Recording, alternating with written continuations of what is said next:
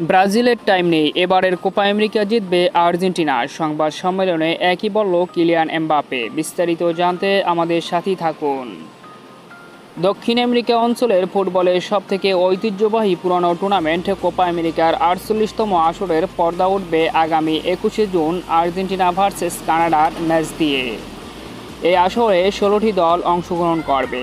কনমেবলের 10টি দল পাশাপাশি উত্তর আমেরিকা থেকে আরও 6টি দল অংশগ্রহণ করবে 2024 কোপা আমেরিকার 48তম আসরে।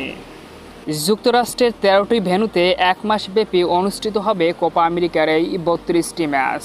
যদিও 16টি দল এই টুর্নামেন্টে অংশগ্রহণ করবে, তবে ভক্তদের আগ্রহের কেন্দ্রে থাকে ব্রাজিল আর্জেন্টিনা।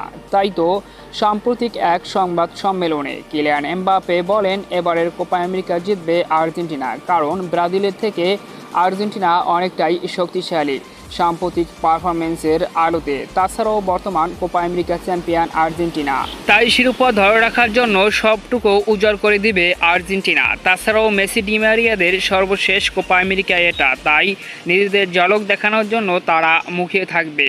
তো সম্মানিত ভিউয়ার্স বন্ধুরা, কিলিয়ান এমবাপ্পের মতো আপনারাও কি মনে করেন এবারের কোপা আমেরিকা জিতবে আর্জেন্টিনা? অবশ্যই কমেন্ট করে আপনার মতামত জানিয়ে দিন আমাদের কমেন্ট বক্সে।